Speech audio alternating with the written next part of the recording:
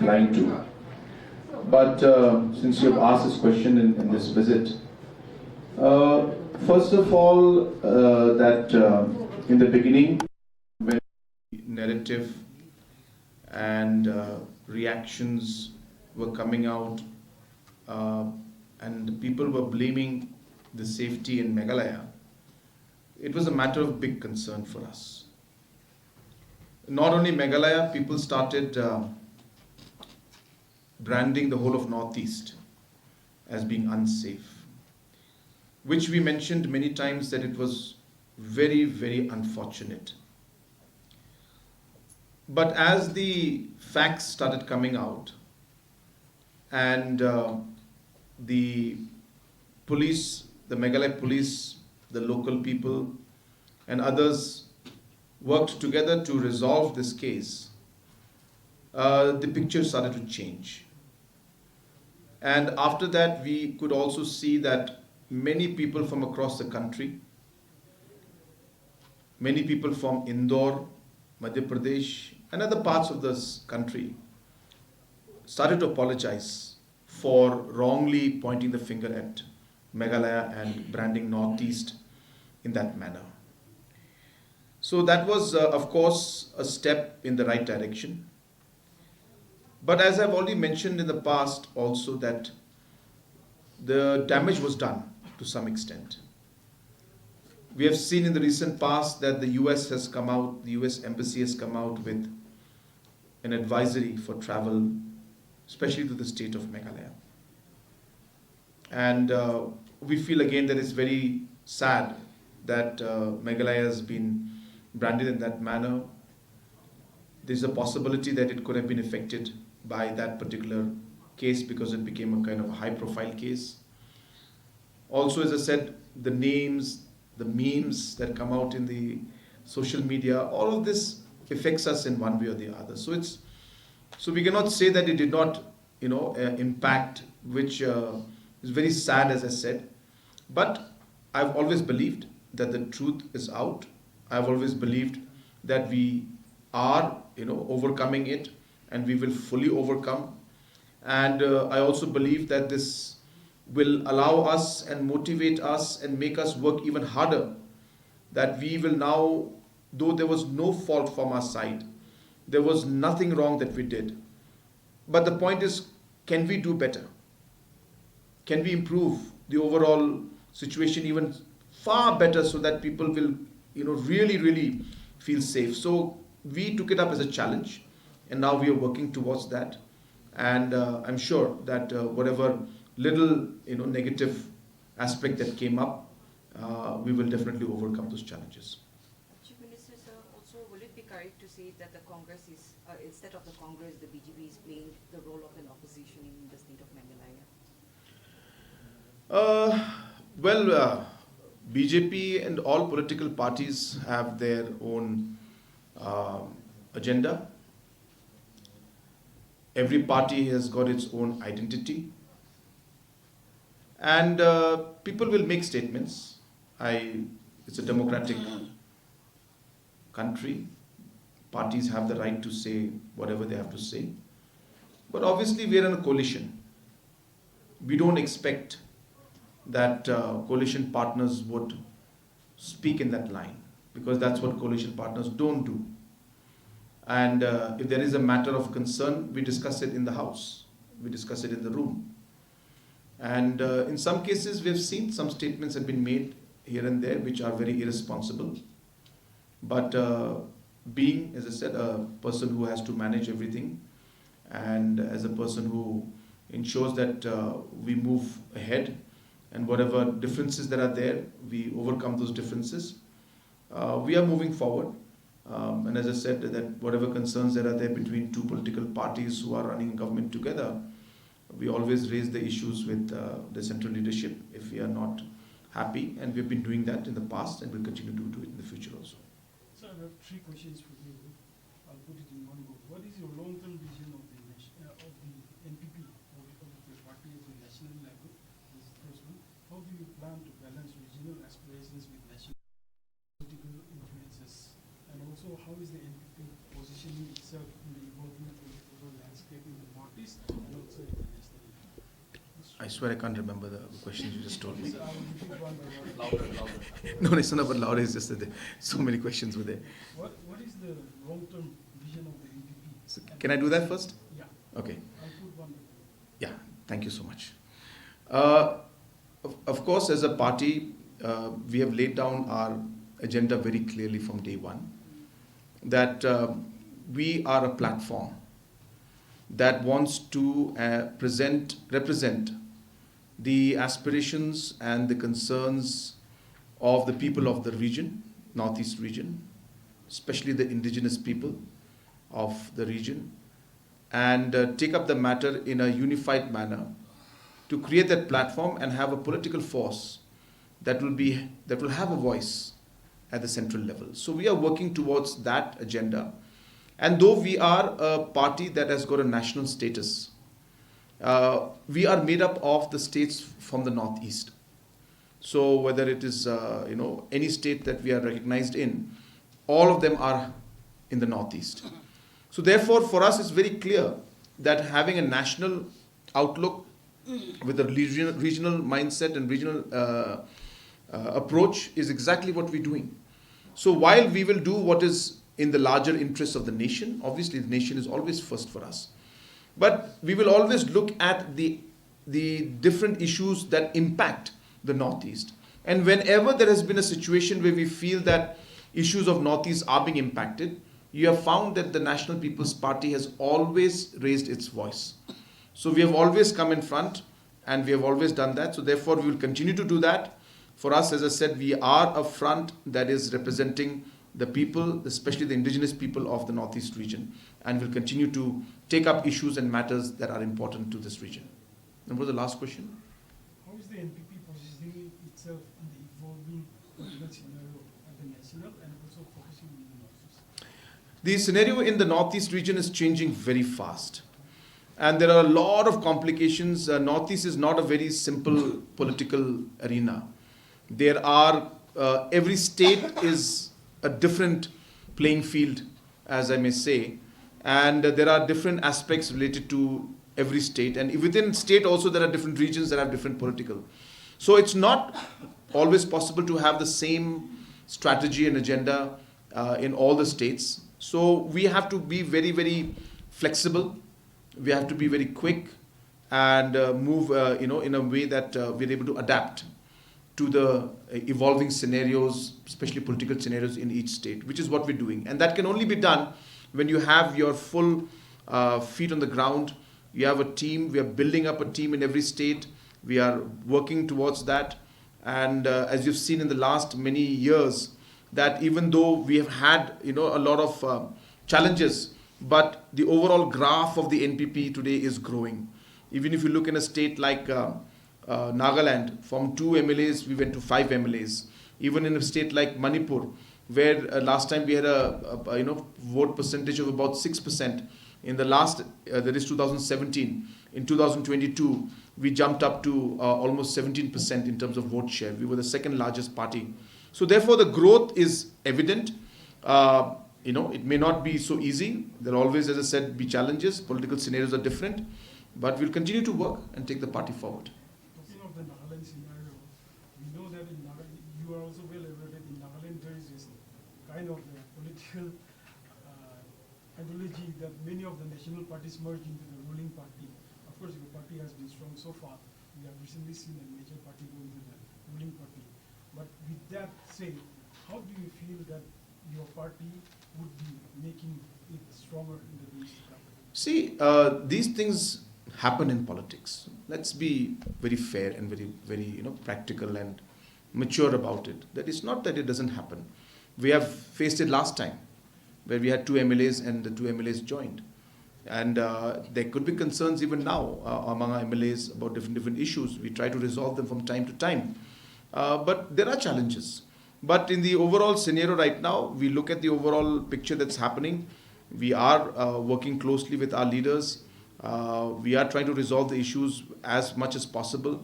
And we are working, of course, with the coalition partners. We are working closely with the Honorable CM also. We're discussing very regularly with him. And wherever possible, we're trying to support our MLAs through the the government and the Chief Minister, because we have extended our support to him. And wherever possible, CM helps. Wherever it's not possible, he's not able to help. But we are trying to move forward. And as I said, that is how we have to work in the given circumstances and scenarios. But as I said, this kind of movements are but natural in politics. And it happens not just in Nagaland, in many other states also it happens. But we have to take it step by step and move forward and continue to build the party. Last time when the two MLAs left, we didn't give up. Even though I had my own elections in 2023, I said, no, we'll still fight Nagaland. We'll continue to work here because we have a larger agenda. And so these things will happen, but we are focused on what we want to do and we'll face the situation. Sir, I have last two questions, sir. Mm. So all the northeast states are now connected by rail. Mm. So why have you not been able to convince your pressure groups to allow railway in Meghalaya?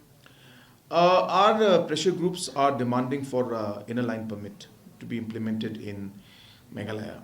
And we have a challenge there. We have passed a resolution in the assembly, but Government of India has not responded to our resolution, the resolution we passed for the inner line permit. We are discussing with the different NGOs and pressure groups who have raised concerns. Concerns are genuine to some extent, and what they are concerned about are issues that we also would like to address. And therefore, we have been working closely with them. And we are very clear that as a state government, it is ultimately we work here for the people, and we would like to carry the people along with us. We have been discussing with them in detail about what are the other possibilities of other mechanisms to address the same issue of illegal immigration. Because it's not that ILP is the issue is illegal immigration.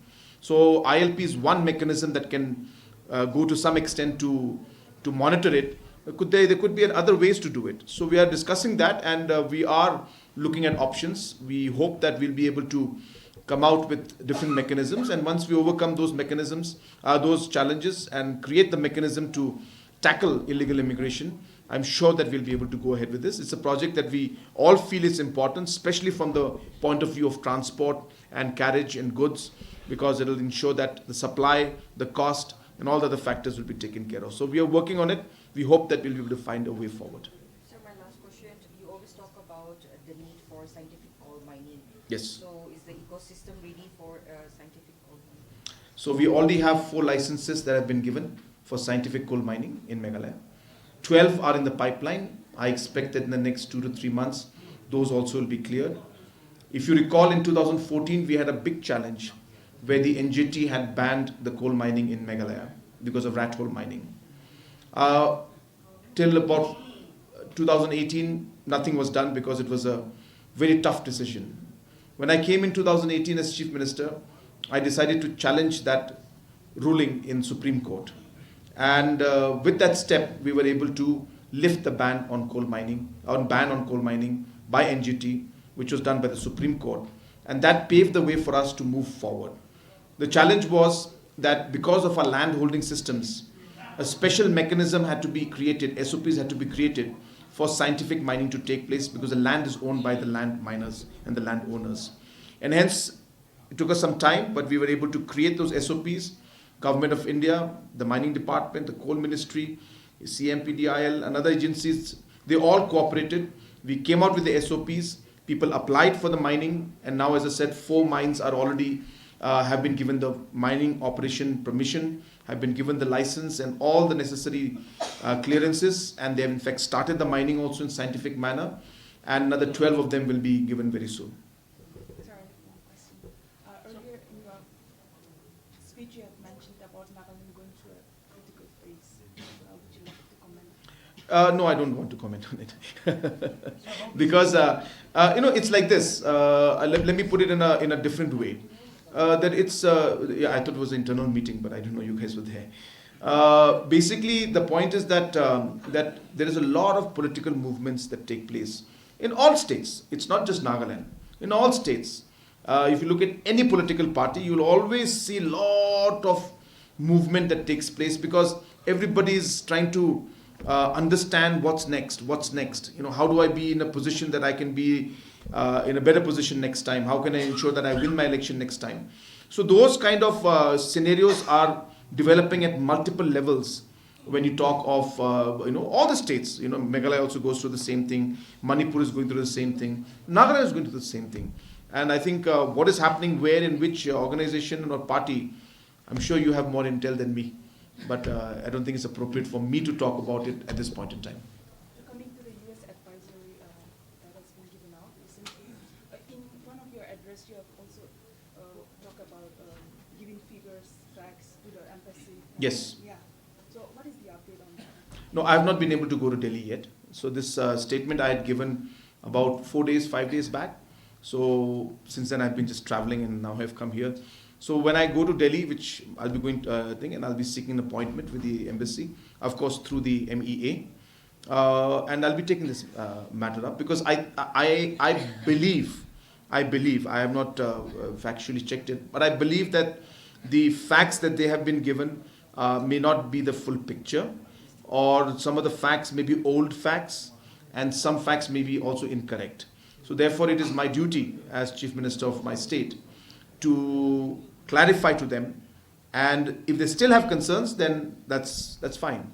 But if they've got the things wrong and full facts have been provided, then as I said, it is the government's duty to meet them and explain to them and work towards finding a way to lift that advisory. So last one. Yes. How does the NPP see itself in the next state election in Nagaland? From strength, you have been going from strength, but do you see yourself as a coalition partner with some political parties? It all depends. You see, there is in Manipur in 2017. We won 4 MLAs in Manipur, but we were part of the government, and all my 4 MLAs became ministers. In 2022, we won 7 MLAs, but we could not be part of the government. So it all depends on how the election results turn out to be.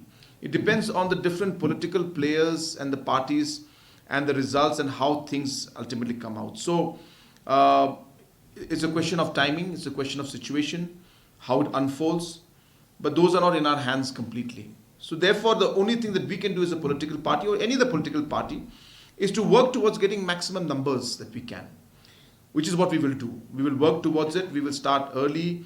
We will, in the last election, we were, very late in some constituencies. We could not decide very fast. I also was very busy, and I realized that it was important for me to give time early. So this time I want to give time early and work towards building the party so that we can win more seats. And we can only hope that we will be in a position to be able to be part of the coalition. We can only hope that the way the numbers will come out will be favoring a position where NPP also can be part of the government then. But as I said, it's something that I don't think anybody can predict as of now. We'll have to wait for the election results. But we'll work towards building our party and winning as many seats as possible. Would you like to comment on Amit Shah's Home Minister's comment on the English and Hindi, especially focusing? No, I think there are 2 parts to it. There are 2 parts. I want to be very clear, and I think it should be also clear to everybody. The Home Minister's comments were in 2 parts. First was regarding the English, saying that a lot of people will be not very happy with or will be ashamed to speak English later on. And the second part was focusing on local languages, Indian languages. So he was very clear that Indian languages have to be pushed. People should use Indian languages, and by that we mean Nagamis, we mean Khasi, we mean Garo, we mean Assamese, Meitei, Manipuri. So therefore, that aspect was in a way looked at as only Hindi. But he was not referring to Hindi alone. He was referring to all the regional languages, and Indian languages should be promoted. And he is right. We should promote our own languages, which is what we are doing also as a state right now. But the second part, which was mentioning about English, English has always been a very critical part of our society. Our assembly is conducted in English, and English is our official language. And therefore, states like Meghalaya and major states in the northeast, they speak in English. So therefore, it will always be a part of our work and our activity. And that's something, and obviously we'll continue to build our own languages. We'll continue to promote them. But the fact that English can be moved out of the system is not something that it can be possibly done in states like Nagaland, states like Meghalaya. It's an integral part, and it's important also from the global market point of view. We are proud of the fact that we have a good English-speaking, society and public, which is very important for us in terms of the IT sector, and also important in terms of the manpower that we're providing to the rest of the world. English plays a very important critical role. We have people today going to Singapore. We have people today going to different parts of the world where English is spoken. Nurses are going and different people are going. So therefore, it's important, and we feel that we will continue to push that, and we see that there's a great opportunity in it. So those kind of activities being stopped and English not being used is not something that's realistic in our state. Right? Thank you.